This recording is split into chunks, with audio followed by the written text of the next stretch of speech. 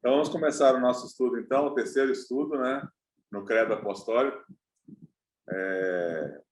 Creio em Deus Pai Todo-Poderoso, né? Nós paramos no primeiro estudo, creio, porque temos um credo na introdução. Depois, creio em Deus Pai, como é Deus como Pai. E agora, o nosso estudo de hoje é creio em Deus Pai Todo-Poderoso. A nossa igreja tem um texto para o Credo Apostólico. Eu queria pedir para o irmão... O Marcos está aí? Presbítero Marcos? Não sei se está, não deixa. Sim, estou sim. Você pode ler para nós, então, o Credo Apostólico, por favor, Marcos? Posso sim. Credo Apostólico. Creio em Deus Pai, Todo-Poderoso, Criador do céu e da terra. Creio em Jesus Cristo, seu único Filho, nosso Senhor, o qual foi concebido por obra do Espírito Santo, nasceu da Virgem Maria, padeceu sob o poder de Pôncio Pilatos, foi crucificado, morto, desceu ao Hades, ressurgiu dos mortos ao terceiro dia, subiu ao céu, está assentado à mão direita de Deus Pai Todo-Poderoso, de onde há de vir para julgar os vivos e os mortos. Creio no Espírito Santo e na Santa Igreja Universal, na comunhão dos santos, na remissão dos pecados, na ressurreição do corpo, na vida eterna. Amém. Como eu expliquei, então, na primeira introdução, né, o Credo Apostólico é um produto do segundo século, logo depois dos apóstolos, quando já estavam surgindo algumas heresias, e ele simplesmente reproduz, né, na introdução eu mostrei, reproduz verdades que estão na Escritura. Então, os credos e confissões, eles têm esse propósito, reproduzir o que a Escritura apresenta de maneira sistematizada. O nosso tema de hoje, então, é creio em Deus Pai Todo-Poderoso. Todo-Poderoso é um atributo de Deus, exclusivo dele, só ele tem todo o poder, só ele é onipotente. Mas o que é atributo de Deus, né? O que é isso? Então, quem é o Deus que cremos como Todo-Poderoso? Mais uma vez, reforçando o que já foi explicado na semana passada, os atributos revelados na Escritura são necessários para diferenciar o único Deus verdadeiro de todos os falsos deuses inventados pela imaginação caída e totalmente depravada do ser humano. Essas verdades pertencem ao povo escolhido de Deus para sempre, conforme Deuteronômio 29:29. Se nós não tivermos uma firme convicção de que tudo que é revelado na Escritura, na Bíblia, é verdade, não há como ter convicção que o Senhor é o único e verdadeiro Deus, o Todo-Poderoso. Por isso, todas as pessoas que começam a negar a Escritura alguma coisa como sendo a verdade absoluta de Deus, aquele propósito de Deus que ele tinha de se revelar a nós está contido nesses 66 livros, elas começam a descer uma escada do liberalismo até o ponto que elas começam a recusar a existência de Deus. Primeiro Deus deixa de ser bom, depois Deus deixa de ser todo-poderoso, e aí eles vão negando os atributos até o ponto que eles negam que Deus influencia alguma coisa na Terra, e por fim eles deixam de acreditar em Deus. Ou eles viram ateus, que dizem negar a Deus, ou eles viram agnósticos, que dizem que é impossível provar que Deus existe. Então, os atributos de Deus se dividem em atributos incomunicáveis e atributos comunicáveis. Eu já falei isso também em outros dias que a gente estava fazendo esse estudo, e agora eu vou apresentar o conceito. O que é um atributo incomunicável e o que é um atributo comunicável de Deus. Para esse material, eu aproveitei o livro Somos Todos Teólogos, do R.C. Sproul, que era um pastor presbiteriano americano, que teve um trabalho muito grande de reforma na sua igreja e que sempre buscou, né, essa consistência de nós termos a Escritura como somente a Escritura, somente a fé, somente a graça, somente Cristo e somente a Deus a glória. A igreja reformada sempre está se reformando, não porque ela se adapta aos tempos ou ela traz para si as coisas daquele momento. Ela é sempre reformada porque ela é sempre fiel aos princípios que levaram à reforma, que são os princípios da igreja primitiva. Um atributo incomunicável, então, meus irmãos, é uma coisa que não pode ser transferida, é um atributo que não pode ser transferido para outro. Portanto, os atributos incomunicáveis de Deus são aqueles que nós, seres humanos, não temos. Deus, quando nos criou, não poderia ter nos dado esses atributos e não os deu. É por isso que nós podemos afirmar que Jesus Cristo é Deus de Deus, luz de luz, verdadeiramente Deus, verdadeiramente Deus, verdadeiro Deus. Porque ele tem atributos incomunicáveis que os outros seres humanos não têm. Mesmo ele, no tempo de seu ministério terreno, encarnado, ele tinha onisciência. Ele sabia de todas as coisas. Nós não. Portanto, esses atributos são atributos do ser de Deus. Ele não coloca isso para suas criaturas. É por isso que na nossa cantata eu corrigi um erro da cantata, que na narração, que diz que o Criador virou criatura. Jesus Cristo nunca foi criado. Ele é incriado.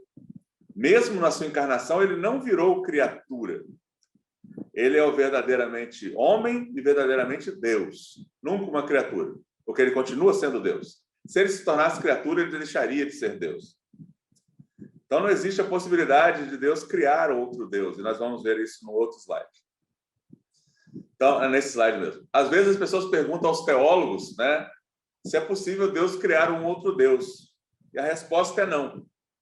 E eu já falei para os irmãos nos nossos estudos, né, com relação ao gnosticismo, que foi uma heresia que já na época dos apóstolos afetava a igreja. Eles acreditavam que o Deus que criou todas as coisas, na verdade, era a 30ª emanação do Deus verdadeiro, que seria o demiurgo. É um conceito dos gregos. Portanto, a resposta para essa ideia ridícula é que Deus não pode criar outro Deus. Os seus atributos não podem ser comunicáveis, a não ser que seja dentro da própria estrutura da Trindade. Se o nosso Deus tivesse que criar outro Deus, o resultado seria uma criatura. E é por isso que existem textos na Bíblia que dizem que Deus fala para os homens, principalmente para aqueles que têm governo sobre as pessoas, os reis, sois deuses. Não que eles sejam, de fato, deuses, mas é como se eles quisessem ser deuses. Então, a criatura, por definição, não tem os atributos necessários que descrevem a Deus. A criatura não é independente, apesar dela achar que é isso que ela deveria ser. Quando o ser humano toma a decisão no Éden de comer o fruto que foi proibido, ele queria ser como Deus. Então, o primeiro pecado de desobediência é um pecado de tentativa de independência, de ser como Deus. E o homem nunca será. Esse é um atributo incomunicável de Deus. Só ele é independente. Outro também é que só Deus é eterno. Nós somos incluídos na eternidade de Deus através do Filho, Jesus Cristo. Mas nunca seremos eternos como o Pai, o Filho e o Espírito Santo é. E Deus é imutável. E nós somos mutáveis. Deus não pode ser mudado por nenhuma circunstância. Por isso Deus não sonha. Por isso Deus não faz planos que se frustram. Deus decreta e acontece. Ele decretou todas as coisas antes da fundação do mundo. O nosso Deus, então, com seus atributos incomunicáveis, é um Deus que é autoexistente. Ele não precisa das suas criaturas para existir, ele não precisa das suas criaturas para ser feliz. O nosso Deus tem toda a felicidade e satisfação no conselho da própria Trindade. Ele fez o mundo, o universo e nós mesmos para que nós exaltemos a sua glória e possamos espalhar a semelhança do que ele é, principalmente nos eleitos, nos seus atributos morais, que são os atributos comunicáveis, como nós iremos estudar. Um atributo incomunicável de Deus é a chamada simplicidade de Deus. Deus é simples. Ele é um Deus que é santo, justo, imutável e onipotente. Esses são alguns atributos incomunicáveis. Existem muitos outros. Mas quando eu falo isso, que ele é simples, eu quero dizer que ele é totalmente santo, totalmente justo, totalmente imutável e totalmente onipotente. Não é parte dele ou parte dos seus atributos que são assim. Ele é completo, totalmente assim. Então, quando a gente fala de onipotência de Deus, que é um Deus todo-poderoso, ele é todo-poderoso sendo santo. Ele é uma onipotência santa. É uma onipotência justa. É uma onipotência imutável. Ele nunca deixou de ter todo o poder. Nunca deixará. Ele nunca deixará de ser justo. Deus não muda, como eu falei no primeiro slide.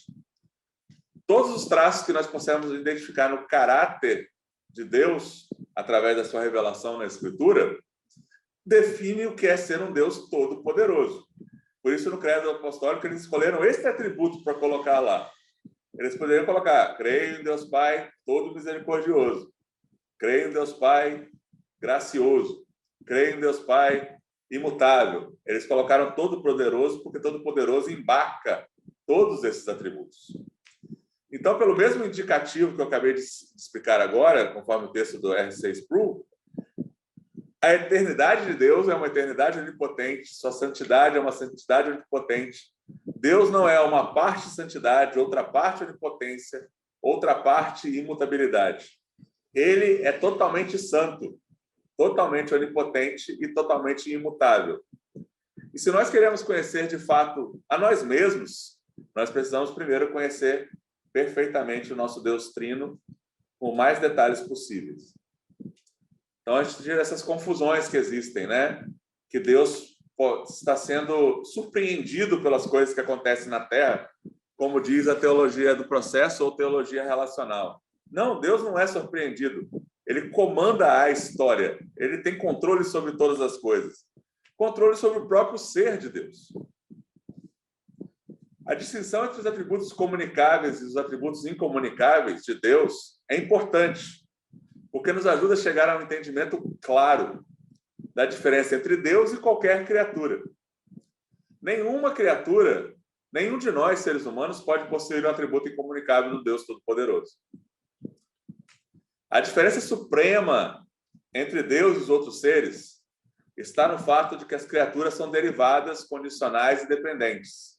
Nós e os anjos somos derivados do nosso Deus, que nos criou, somos condicionados pelo que Ele nos deu como atributos e somos totalmente dependentes dele para existir. Se eu consigo falar agora com vocês, se vocês me ouvem, se nós estamos respirando neste momento, é porque na nossa total dependência de Deus, Ele nos permite estar fazendo isso. Se Ele, como sendo Deus, já determinou o dia que está escrito no seu livro, que nós não mais respiraremos nesta terra, isso irá acontecer naquele exato momento. Nada muda isso. Você pode estar no melhor hospital do mundo, no Albert Einstein, se chegou um momento escrito no livro de Deus, decretado por Ele mesmo, isso irá acontecer. Alguém poderia citar o caso de Ezequias, que ganhou alguns anos, mas a gente tem uma explicação clara para esse texto que eu não vou fazer agora, porque leva algum tempo. Mas Deus faz tudo dentro dos seus propósitos eternos, decretados desde antes da fundação do mundo. Deus, porém, não é dependente. Deus é totalmente independente. Ele tem o poder de ser em e de si mesmo. Como eu disse, ele não depende de nenhuma coisa criada. Ele não deriva nada de nada. Deus é incriado. O Pai, o Filho e o Espírito Santo são incriados. Não existe como refutar a lógica das coisas, de causas, querendo dizer que Deus deveria ter sido a causa que foi causada por outra coisa, como alguns fazem por aí. Deus é a causa de todas as coisas. Ele é o motor primordial. Cuidado com esse termo, porque esse termo é um termo do deísmo. Mas Deus é o princípio de todas as coisas. Mas assim como Ele é a medida de todas as coisas. Então, esse atributo de Deus, dele ser em e de si mesmo, é chamado de aceidade de Deus. É um termo difícil, porque vem do latim, acei, que significa de si mesmo. Então, se você ouvir algum momento alguém falar assim, um atributo de Deus é sua aceidade. O atributo de Deus é aceidade, é um atributo incomunicável de Deus, que Deus quer dizer que Deus tem todo o poder de ser em si e de si mesmo. Nós podemos ver isso em Atos 17, 28, que a Sueli vai ler. Pois nele vivemos e nos movemos e existimos, como alguns dos vossos poetas têm dito, porque dele também somos geração. Portanto, Deus sustenta todas as coisas. Nós não existimos independentes de Deus de maneira alguma. A eternidade, como eu já tinha adiantado aqui, a eternidade como tal é um atributo incomunicável de Deus. Só Deus é eterno. Só Deus é autoexistente. A vida eterna que nós ganhamos é uma vida eterna que é doada por Deus a nós, porque está nele. Como a gente acabou de ler em Atos 17, 28, nós existimos agora porque existimos nele e existiremos eternamente no novo céu e na nova terra nele. Sem ele, nada é possível. A imutabilidade de Deus está ligada, então, à sua aciedade, que eu expliquei agora há pouco. Porque Deus é eternamente o que ele é e quem ele é. Deus não muda. O seu ser é incapaz de qualquer mudança ou alteração. Então, quem é o Deus que cremos como todo-poderoso? Deus é onipotente. Isso quer dizer que ele possui todo o poder. Isso está registrado em Gênesis 17:1. Não vamos ler todos os textos, porque a gente tem um prazo, né, do nosso estudo. Senão seria interessante lermos todos os textos. E eu sugiro, já que vocês podem ter acesso a esse material, que vocês leiam esses textos para aprender mais sobre o Deus que você serve, ama e que te ama. Deus é onisciente. Ele conhece todas as coisas. Nós vamos ler agora, se ele vai ler, Hebreus 4:13. Que mostra que o nosso Deus é onisciente e conhece todas as coisas.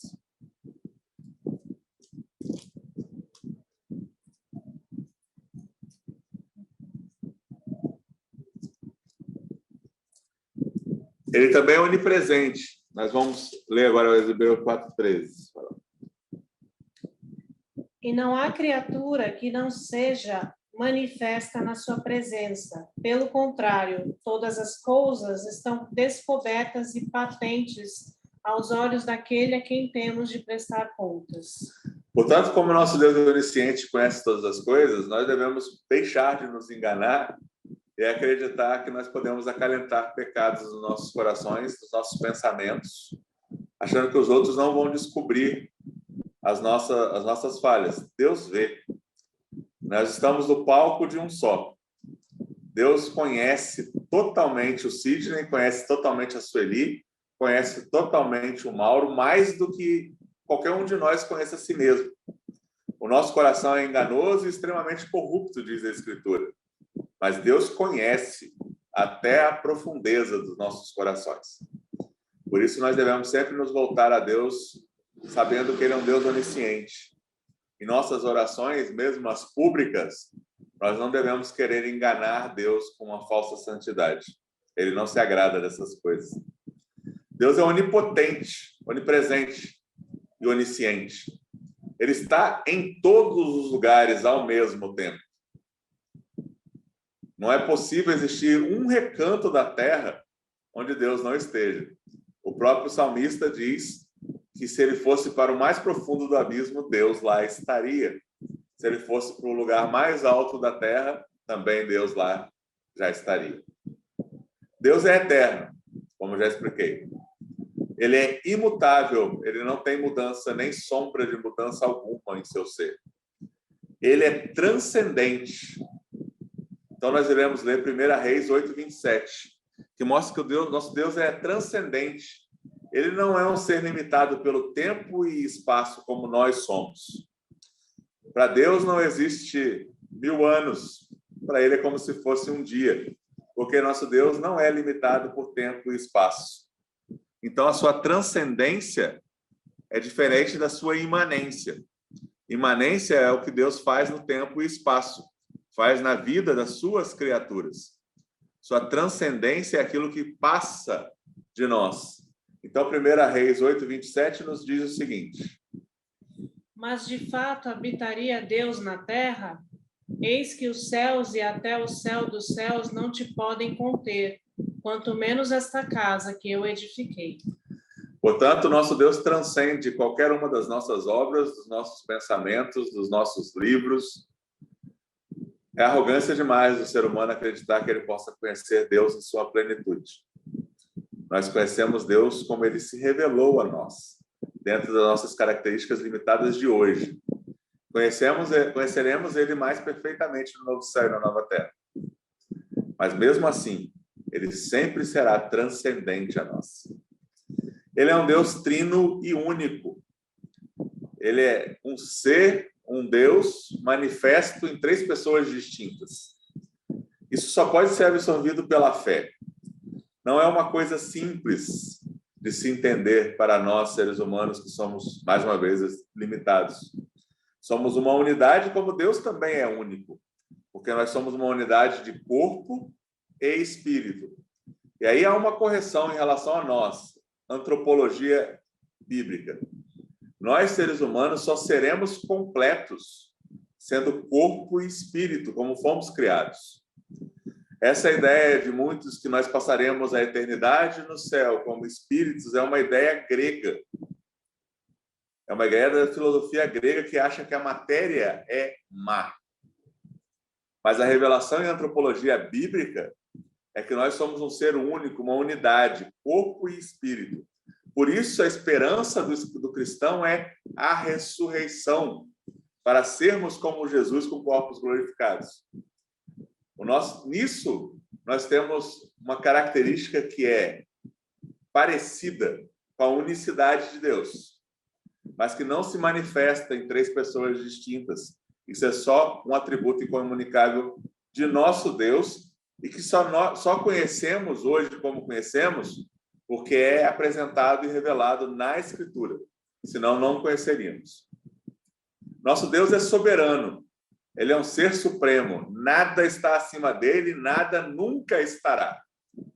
Quando Satanás se revoltou contra Deus, querendo ser como Deus, não foi uma batalha épica que durou milhares de anos na eternidade. Ele foi derrotado de maneira imediata, porque ele é uma criatura. Assim também, não esperemos, como as ilusões dos dispensacionalistas, que nós teremos uma batalha mortal de sangue na segunda vinda de Jesus Cristo. Ele destruirá todos os seus inimigos pelo sopro de sua boca. Deus é soberano, supremo sobre todas as criaturas. E Deus é impecável. Ele não pode pecar, como está escrito em Mateus 5, versículo 48. O nosso Deus não pode pecar.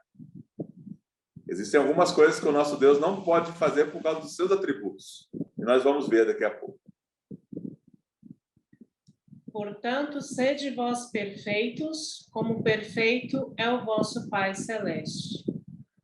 Então, nós sendo ainda pecadores, mas pecadores redimidos, meus irmãos, e não podendo ter esse atributo incomunicável de Deus de imperfeição e impecabilidade, nós devemos ter isso como alvo. E aí a gente entra no mesmo sistema de justificação que tinha no Antigo Testamento. Nós já somos justificados por Cristo e nós não temos a maldição da lei sobre nós. Mas nós devemos fazer com toda a diligência possível buscar não cometer pecados. Se a Escritura nos revela algum pecado, por isso Davi fala, se existem pecados ocultos, me perdoe por eles. Mas o que ele quer dizer ali não é só isso. Eu peço perdão pelos pecados ocultos e continuo pecando. Ele quer dizer, Senhor, me revela quais são para que eu me corrija. Então, nós devemos ter isso como meta. Não conseguiremos aqui, seremos perfeitos, num sentido que não é a perfeição de Deus na nossa ressurreição, na nossa glorificação. Passando, então, aos atributos comunicáveis, nós temos o texto de Efésios 5, do 1 ao 2, que diz, sede, pois, imitadores de Deus, como filhos amados, e andai em amor, como também Cristo nos amou e se entregou a si mesmo por nós, como oferta e sacrifício a Deus em aroma suave. Efésios 5, do 1 ao 2. Um atributo comunicável é um atributo que pode ser transferido de uma pessoa para outra. Deus nos fez com esses atributos comunicáveis. Aqui nessa tabela, que não sei se os irmãos estão podendo ver muito bem, por isso, mais uma vez, eu peço que os irmãos depois recorram ao PDF do estudo. Nós temos em azul aqueles atributos que são incomunicáveis de Deus. E temos numa cor mais alaranjada para o vermelho, os atributos que são atributos comunicáveis de Deus, que nós os temos, né?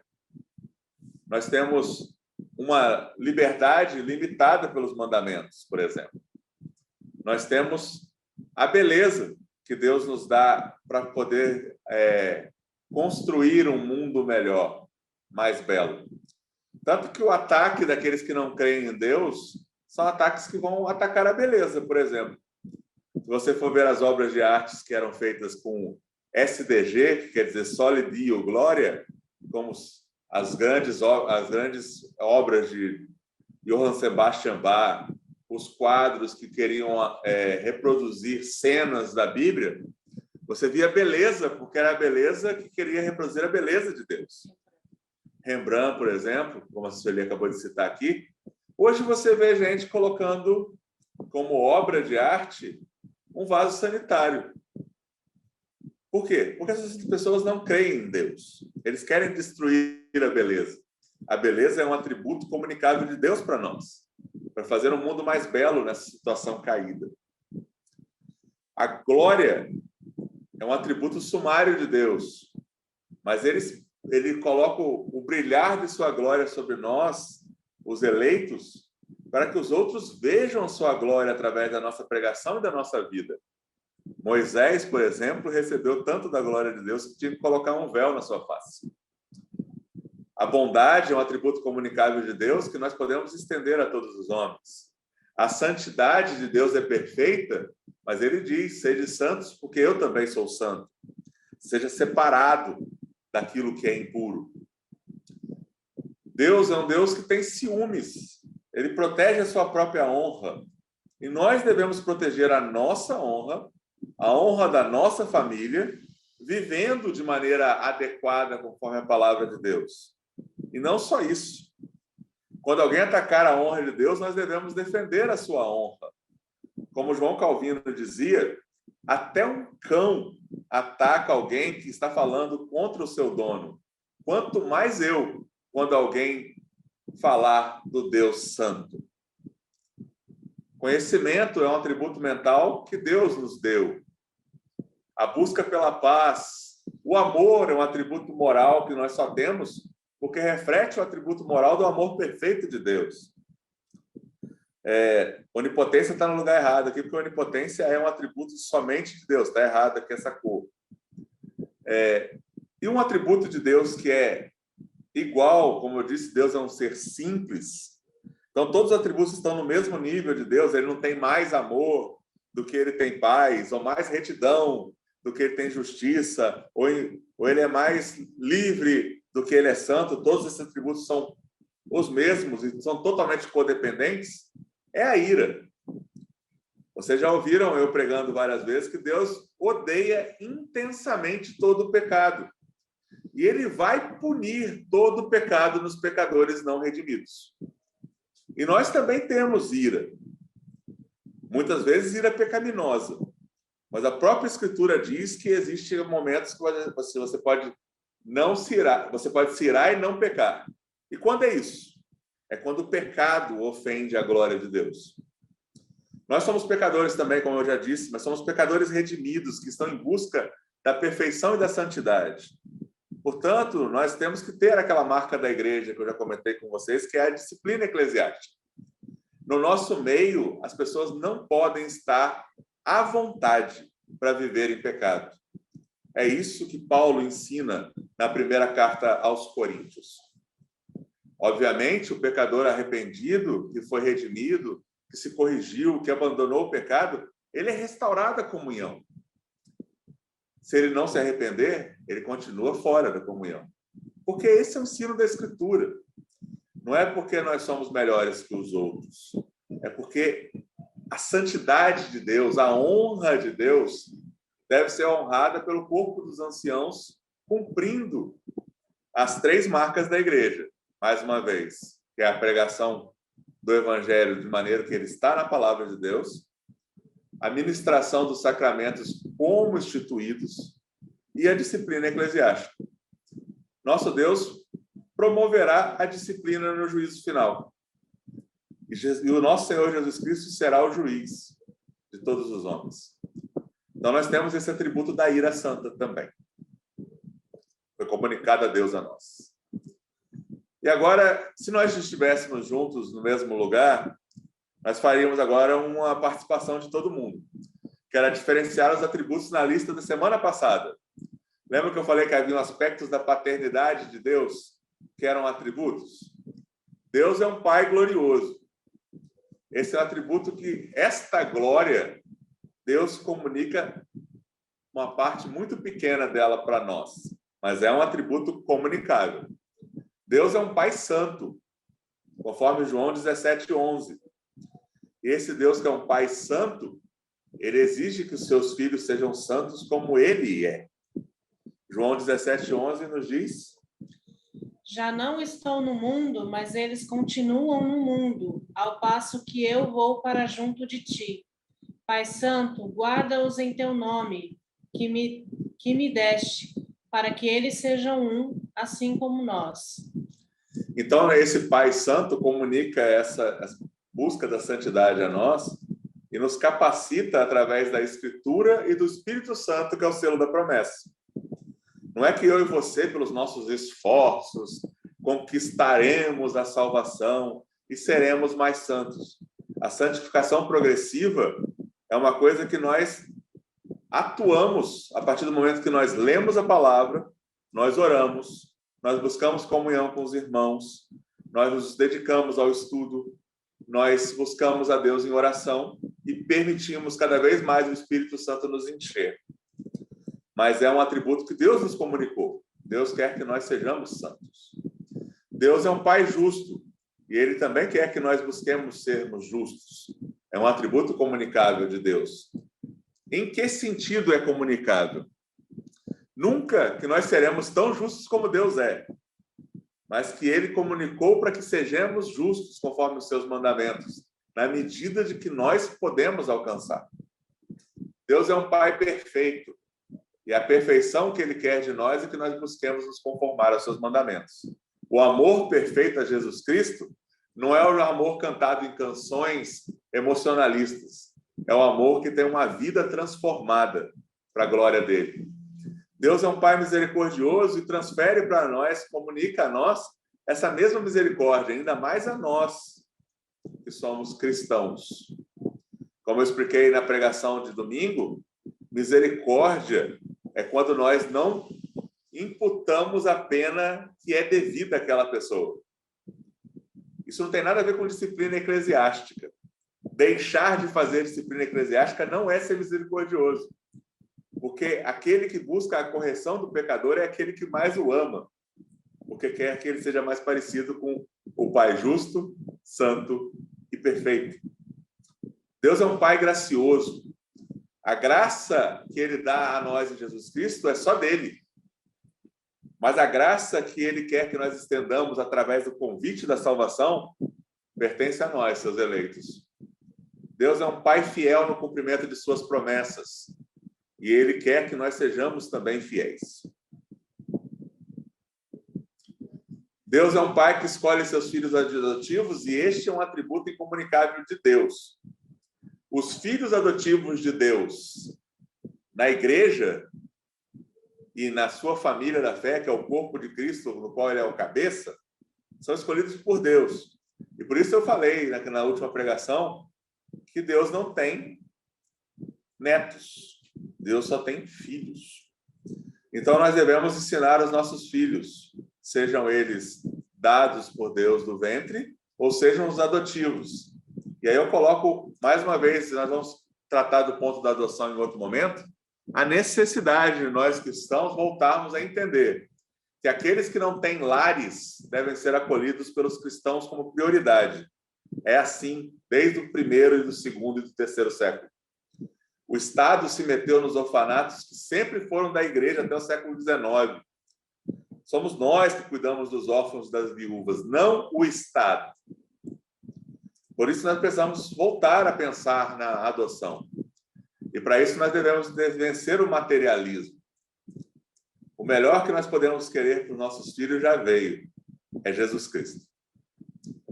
que nós possamos estender essa escolha de adoção a outros. Deus é um Pai incansável, isso é um atributo incomunicável dele que nós não temos. Nós nos cansamos. Nós nos cansamos de fazer as coisas para Ele mesmo. Nós nos cansamos de fazer as coisas para os outros. Nós nos cansamos até, algumas vezes, infelizmente, de servi-lo como devemos. E buscamos refúgios em coisas que são temporárias. Mas Deus é um Pai incansável. E glorificado seja Deus por isso, porque senão nós não seríamos salvos. Se Deus desistisse de nós, nenhum de nós se salvaria. Deus é um Pai onisciente e todo-poderoso. Ele é um Deus que tem toda a ciência, todo o poder e está em todos os lugares. Esses são atributos incomunicáveis dele. Deus é um Pai que envia o seu Filho para salvar o seu povo e só Ele faz isso. Isso é um atributo incomunicável de Deus. Deus é um Pai autoexistente, como eu já expliquei anteriormente. Só Ele tem existência em si mesmo. Todos nós somos derivados da sua existência. Deus é um Pai livre em seus atos. Eu e você não somos. Romanos 11, 33 ao 36. Romanos 9, do 14 ao 29. E João 5, 21, mostra no Novo Testamento essa característica de Deus como um Pai livre em seus atos. Nós vamos ler Romanos 11, do 33 ao 36. Ó profundidade da riqueza, tanto da sabedoria como do conhecimento de Deus. Quão insondáveis são os seus juízos e quão inescrutáveis os seus caminhos. Quem, pois, conheceu a mente do Senhor?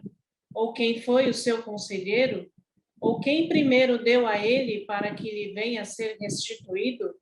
Porque dele e por meio dele e para ele são todas as coisas. A ele, pois, a glória eternamente. Amém. Amém. Nosso Deus é um Pai que se revela através de seu Filho. E só Ele faz isso. Só Ele nos deu a conhecer que Ele tinha um Filho eterno, incriado, Deus de Deus e luz de luz. E por isso nós adoramos o Pai através do Filho, Jesus Cristo. Conclusão do nosso estudo. O credo revela Deus como Pai todo-poderoso.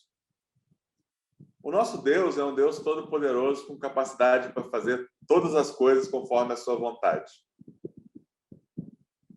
E aqui muitas pessoas acreditam que Deus pode fazer literalmente tudo.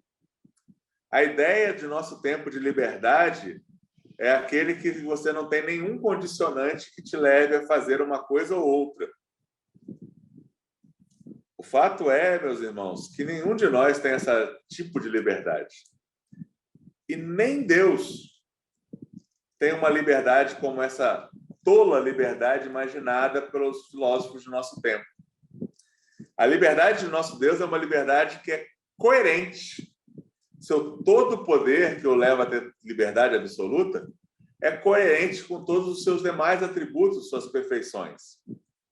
O nosso Deus exercita todo o seu poder em harmonia com os seus demais atributos, os atributos de seu ser. Sendo assim, existem coisas que Deus não pode fazer, não porque Ele não tenha todo o poder, mas porque Ele é o que Ele é, como eu disse anteriormente. Deus não pode mentir. E aqui eu preciso ressaltar para os irmãos que a falsa religião dos muçulmanos diz que Alá, que é o falso Deus deles, é o principal dos mentirosos. Portanto, esse Alá não é Deus. Porque o Deus revelado na Escritura não pode mentir. O Deus revelado na Escritura não pode negar a si mesmo. Portanto, ele não pode fazer alguma coisa que seja contrária aos atributos que ele mesmo revelou na Escritura. Nem também aqueles que a gente não conhece. Deus não pode mudar, conforme Tiago 1,17. E muito menos nosso Deus pode pecar, conforme Tiago 1,13. Portanto, quando os chineses alteram o texto da Escritura, dizendo que Jesus Cristo pecou, eles têm um propósito: negar a divindade de Jesus Cristo. Como Cristo é Deus, ele não pecou.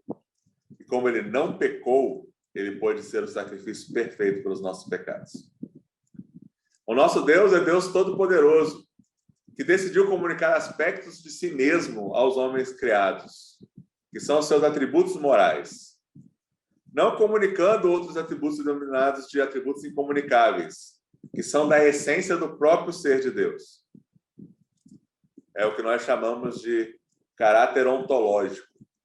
Esse foi um dos pontos que eu fiz no texto desta semana para casais. Eu espero que os irmãos tenham recebido ou lido no nosso Facebook. Nosso Deus tem absoluto controle de seu ser. Deus não tem só o controle de sua criação. Ele tem o controle de seu ser. Deus é totalmente livre. E este absoluto domínio dele em si e de si mesmo, seu absoluto controle de seu próprio ser, é a sua perfeição de absoluta liberdade. Então, a liberdade de Deus é a liberdade que não permite que ele minta, negue-se a si mesmo, mude ou peque. Portanto, quando Deus comunica a nós, primordialmente através dos 10 mandamentos, mas em toda a Escritura, como deve ser o nosso agir, o nosso viver, o nosso falar, o nosso pensar, o nosso andar, é porque o nosso Deus também tem absoluta liberdade em seus atributos morais.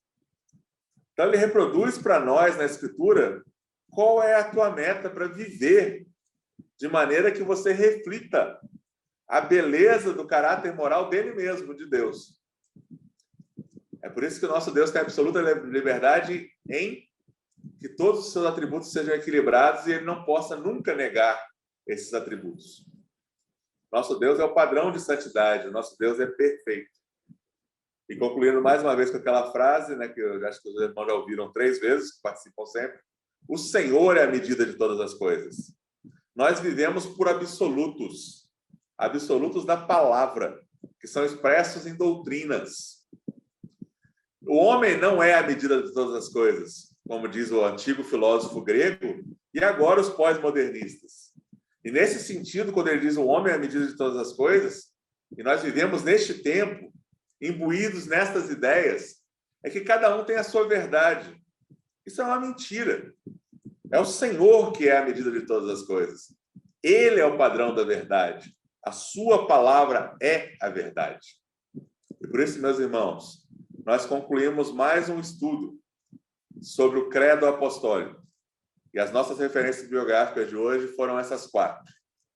O livro de R.C. Sproul, Somos Todos Teólogos, que é uma introdução à teologia sistemática.